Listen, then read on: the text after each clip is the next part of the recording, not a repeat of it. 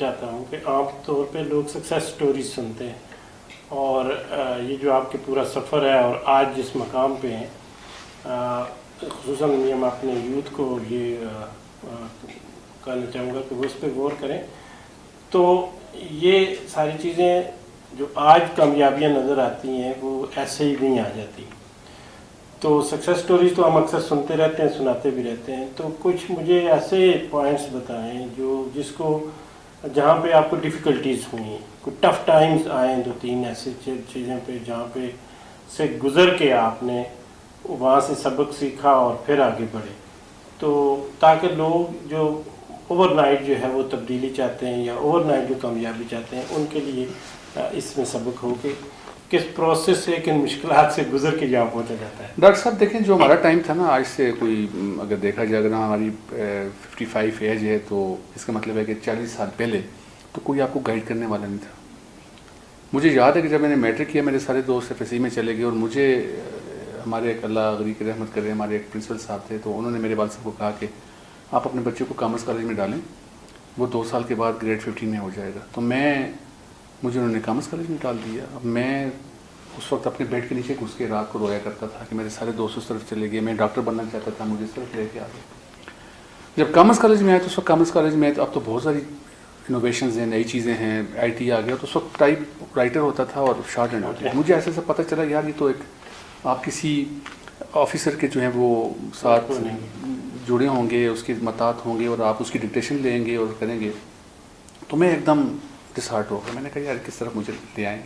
تو والد صاحب، ظاہر ہے والد صاحب تھے، تو وہ تو فقیر انسان تھے.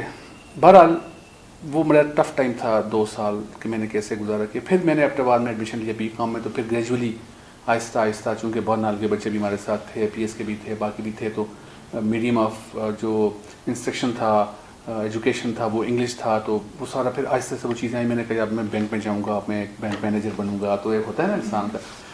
مین وائل میرے بڑے بھائی تھے مجھ سے 10 سال، میرے ساتھ بہت پیار کرتے تھے. ان کی ڈیتھ ہو گئی، میں پشاور یونیورسٹی میں تھا. یہ میرے لیے ایک بڑا ہی ایک شوق تھا کہ میرا بھائی جو میرے ساتھ بہت پیار کرنے والا 10 سال بڑا بھائی تھا، غیر شادی شدہ تھے، تو وہ فوت ہو گیا. چھوٹا بھائی میرا 16 سال کی ایج میں فوت ہو گیا تھا، وہ مجذوب تھا تھوڑا سا. تو یہ کچھ چیزیں ایسی تھیں کہ جو میرے لیے ایک بڑا، جو میں چاہتا تھا میں وہ نہیں کر پایا. کہ میں ابھی بھی بتاؤں آپ کو کہ اگر میں میڈیکل لائن میں جاتا تو میں اس وقت ایک بڑا اچھا سرجن ہوتا. یہ میں خود کہہ سکتا ہوں کہ میری اتنی زیادہ اس میں تھا. یا پھر میں آرکیٹیکچر سائڈ پہ یا انجینئر سائڈ پہ جاتا تو میں بڑا اچھا آرکیٹیکٹ ہوتا، انٹیریئر ڈیزائنر ہوتا، یہ سارا کچھ. تو وہ چیزیں آپ الگ رکھیں، کوئی گائیڈ کرنے والا نہیں ہے. آپ کامرس میں آ گئے، کامرس سے کرتے کرتے آپ پھر اس طرف آئے. تو میں نے بہت ساری چیزیں چینج کی. کامرس سے میں لا میں آیا، لا میں پریکٹس کی. پھر مین وائل جب میں نے کامرس کو ٹاپ کیا، ریکارڈ بریک کیا، تو میں 4 سال تک بے روزگار رہا. اس وقت جاب نہیں دے رہے تھے کوئی بھی. میرا باہر کا جو اسکالرشپ ہوا تھا وہ مجھے نہیں بھجوایا. پیچھے ہمارے ایک اور جو دوست تھے جن کی کوئی تعلق ہوں گے تو یونیورسٹی نے ان کو بھجوا دیا، وہ چلے گئے. بہرحال کرتے کراتے جب میں تھوڑا سا مزید اپنی اس میں آیا تو میرے والد صاحب کو برین ہیمریج ہو گیا اور وہ کوما میں چلے گئے. ان کی میموری لاس ہو گیا. سارے گھر کی میرے اوپر چیزیں آ گئیں. اچھا میں پھر اگین وہ چیزیں تھی، میرے والد صاحب چاہتے تھے کہ میں ہمدرد یونیورسٹی سے جو حکمت میں یا لیٹسٹ جو ایک وہ چیزیں تھیں یا MBBS میں نئے نئے بنا تھا تو وہ کروں میں. پھر ان کی خواہش یہ تھی کہ میں اسلامی یونیورسٹی سے ریسرچ کروں، میں وہاں سے PhD کروں، کچھ کروں. انفارچونیٹلی چونکہ جب وہ کوما میں چلے گئے ساری ذمہ داری مجھ پہ آ گئی. اب گھر کو بھی دیکھنا ہے، اپنے آپ کو بھی سنبھالنا ہے. تو وہ ساتھ ساتھ پھر میں سارا کچھ کرتا رہا.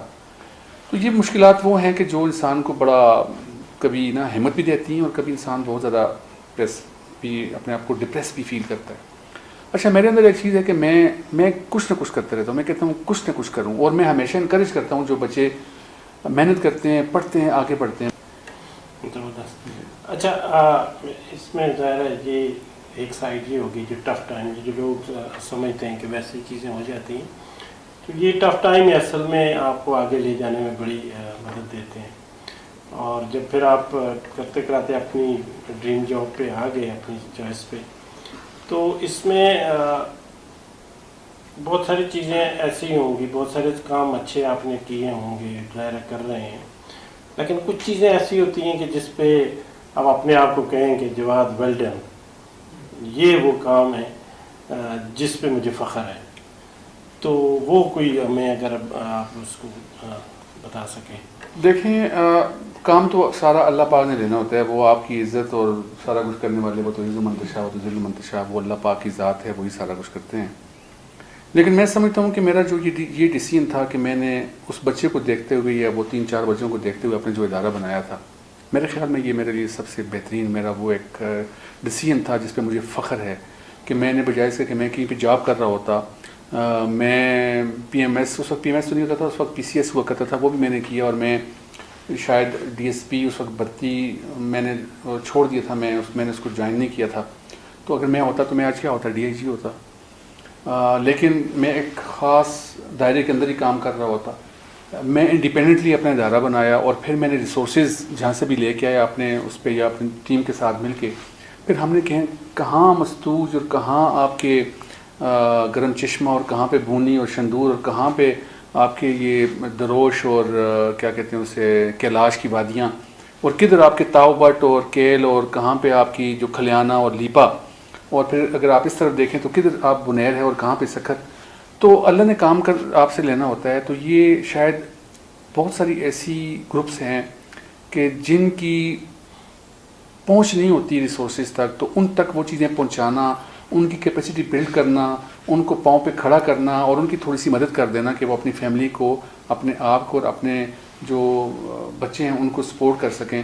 تو میرے خیال میں ہم کوئی لگ بھگ 600 ایسے گروپس جنہیں ہم کہتے ہیں سی بی اوز کہتے ہیں, کمیونٹی بیسڈ آرگنائزیشنز, ان تک پہنچے اور ان کے توسط سے ہم کوئی مور دین 8 لاکھ جو ہے نا وہ ڈائریکٹ اور انڈائریکٹ بینیفیشری تک پہنچے ہیں. تو میرے خیال میں ایک صاحبزادہ جواد کے ایک کیا کہتے ہیں اسے, اس کے توسط سے اس کی تو کنٹریبیوشن شاید اتنی نہیں ہوگی, ٹیم کی ساری ہوتی ہیں اور ٹیم کے ساتھ ہمارے جو اسٹیک ہولڈرز ہوتے ہیں ان کی ہوتی ہیں. لیکن اتنے لوگوں تک پہنچنا اور پھر ان تک انڈائریکٹلی یا ڈائریکٹلی ان کو تھوڑا بہت سپورٹ کر دینا میرے خیال میں کافی بڑی اچیومنٹ ہے. اس پہ مجھے ہمیشہ فخر رہے گا اور شکر ہے خدا پاک کا کہ اللہ نے مجھ سے یہ والا کام کروایا کہ اگر میں کہیں پہ جاب کر رہا ہوتا تو میں وہاں پہ جاب ہی کر رہا ہوتا.